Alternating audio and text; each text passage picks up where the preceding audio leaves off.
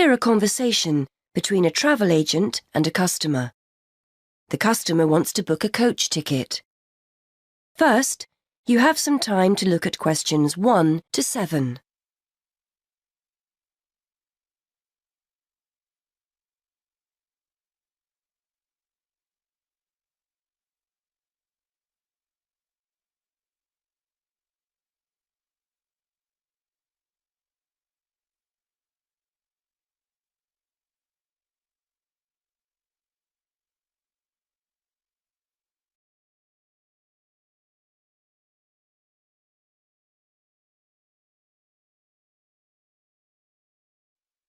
Now we shall begin.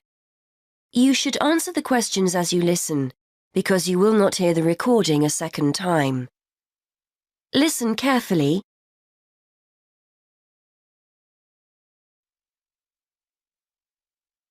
Good morning.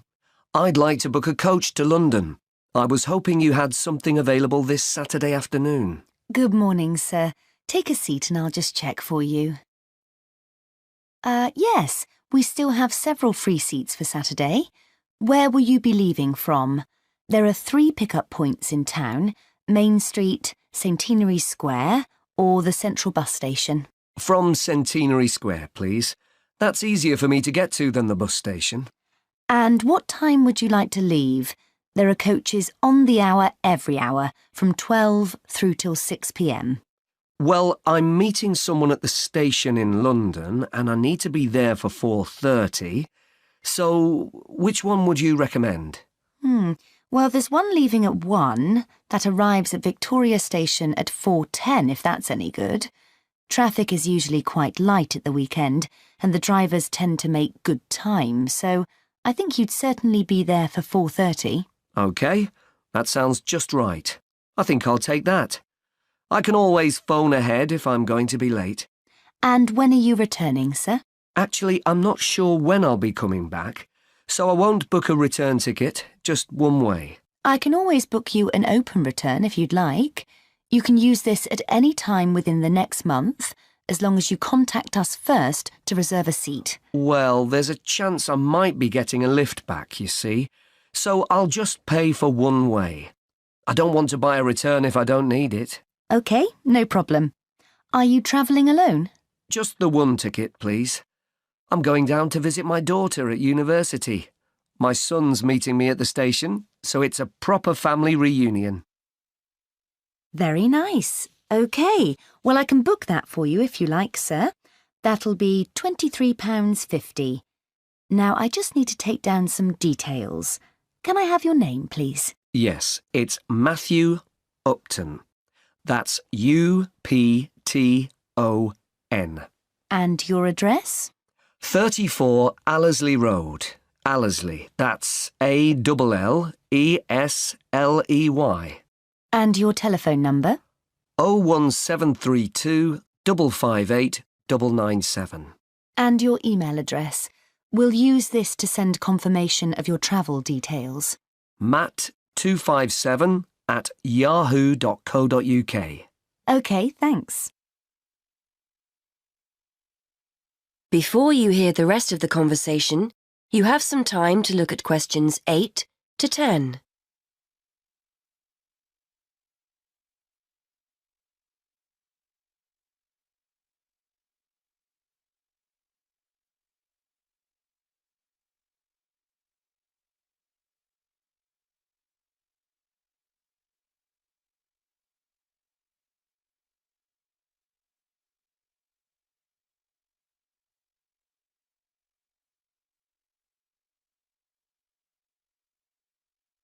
Now listen and answer questions 8 to 10. Before I forget, I'll be taking a little luggage. Is there a set luggage allowance? We offer a very good luggage allowance. You can take 2 suitcases as long as they're no more than 20 kilos each. That's 40 kilos in total, and 1 small item of hand luggage on the coach. Most people find that more than adequate. Any additional items carry an extra charge of £10 for each bag. I certainly won't be taking that much, so I should be okay. I was worried I might be taking too much. Would you like travel insurance included with your ticket? It's an additional £2. No, I don't think so. No problem. It's not compulsory. OK. How will you be paying? Actually, I've been having trouble with my debit card today, and I've left my chequebook at home, so I'd better pay in cash. You'll give me a receipt, won't you? Certainly, and we'll send confirmation to your email address as well. So that's £23.50, sir. If you just wait a minute, I'll print you off a receipt.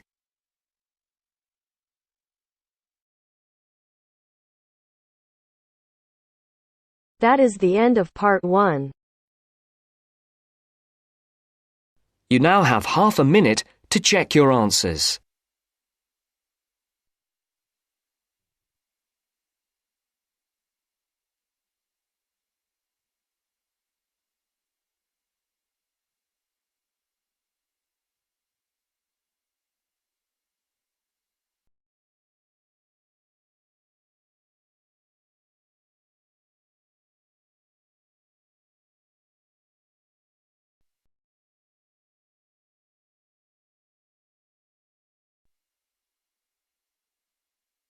Now turns to part 2. Part 2. You are going to hear a talk on ginseng. First, you have some time to look at questions 11 to 14.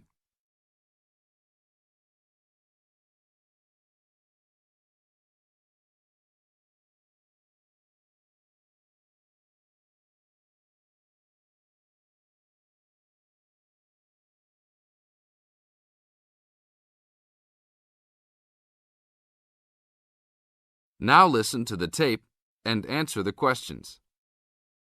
Good morning. Today we'd like to talk with Mr. Schumacher of Kaiser Farms. Mr. Schumacher, what is in ginseng that makes it so special? Thanks.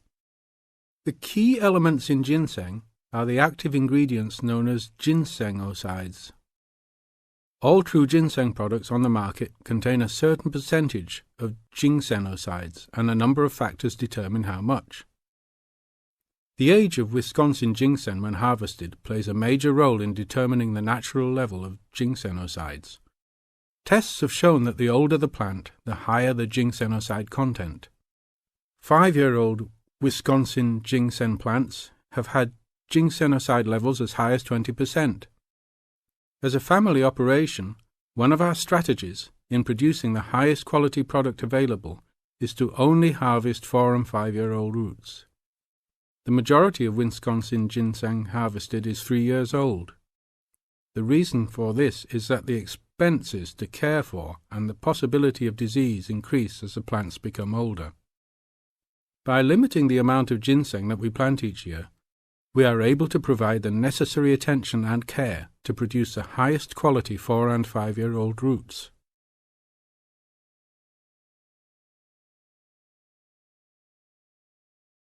Now look at questions 15 to 20.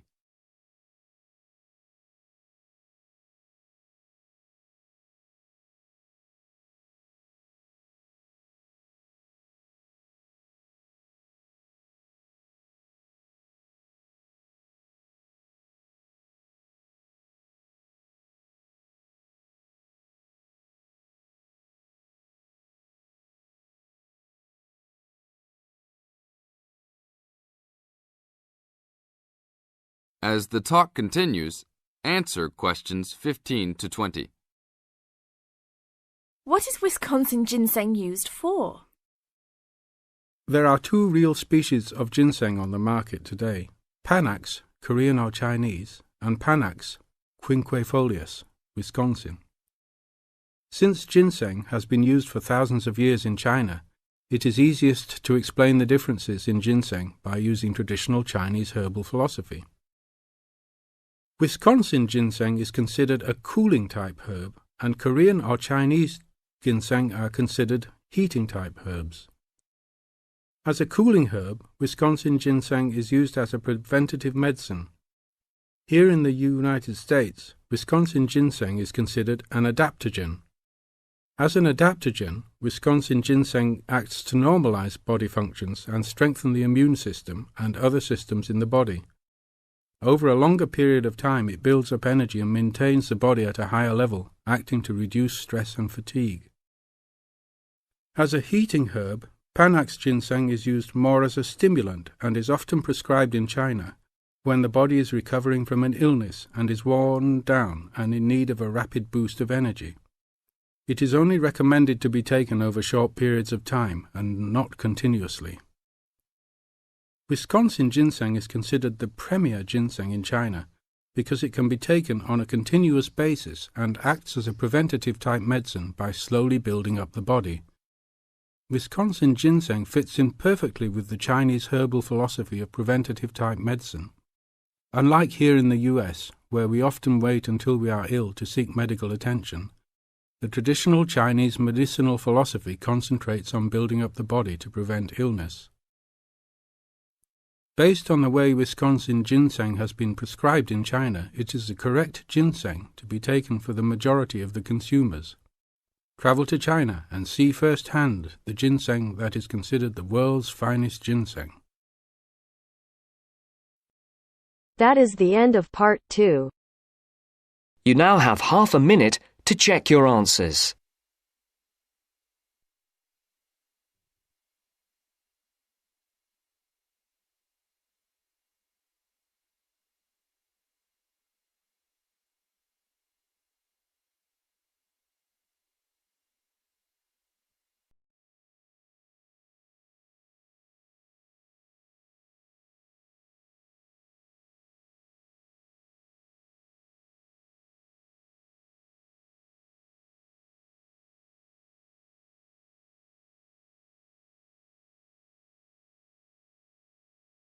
Now turns to part 3.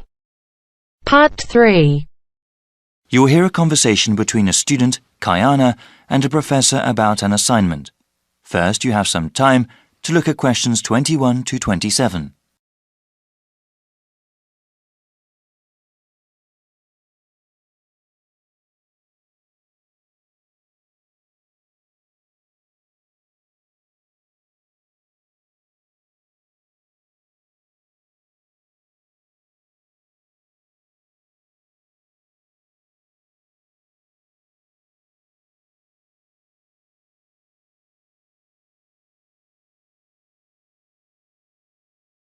Now listen carefully and answer questions 21 to 27.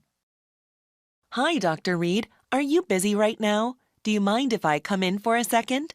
Hey, Kiana. No, I don't mind at all.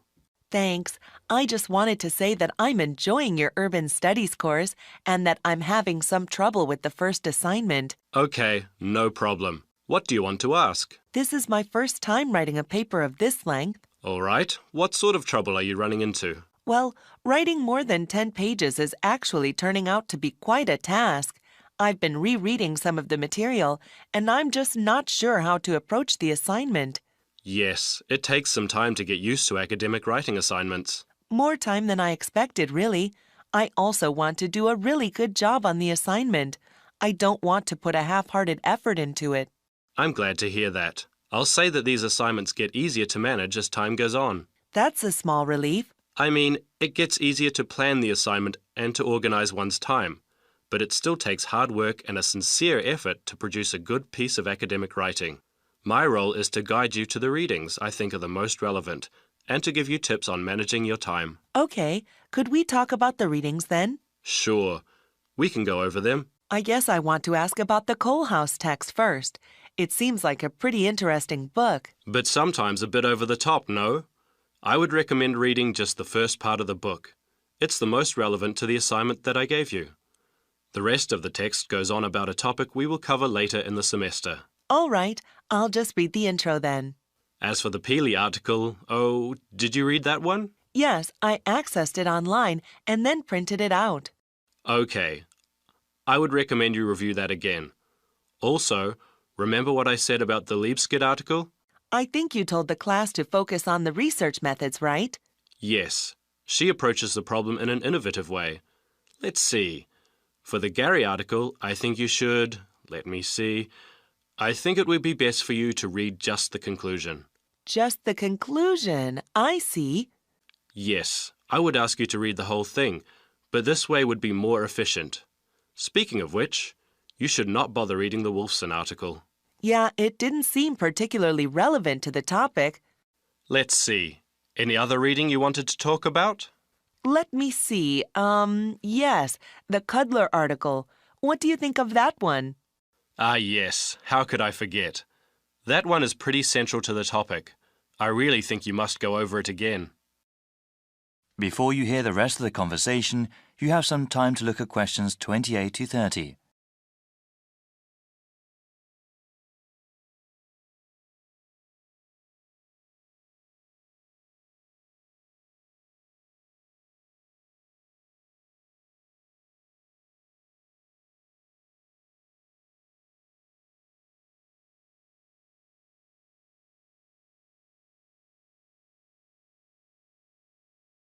Now listen and answer questions 28 to 30.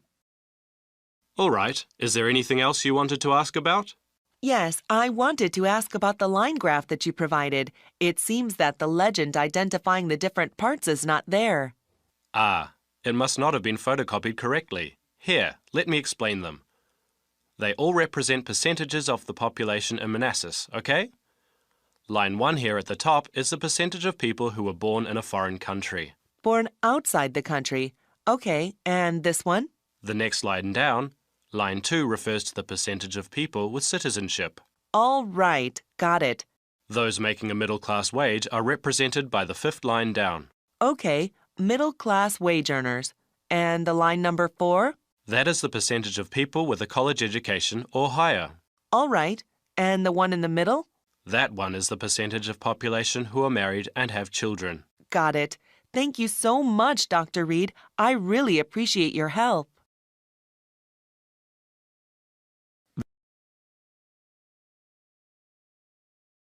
That is the end of part 3.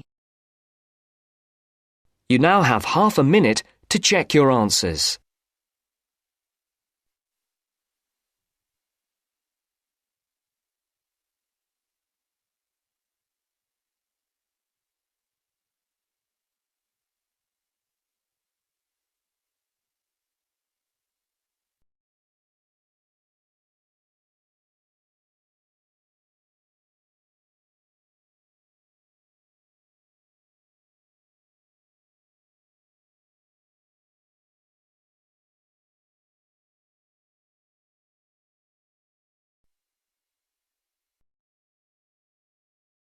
Now turns to part 4. Part 4. You are going to hear a talk on Canada. First, you have some time to look at questions 31 to 40.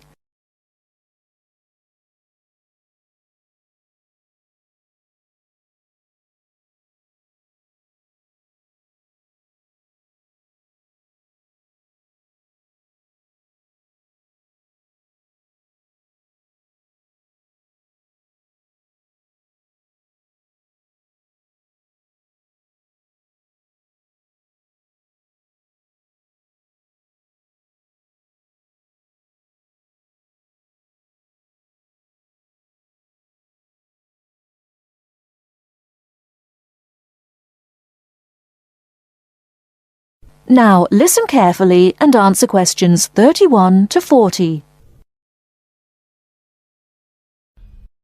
Good morning and welcome to this talk on Canada.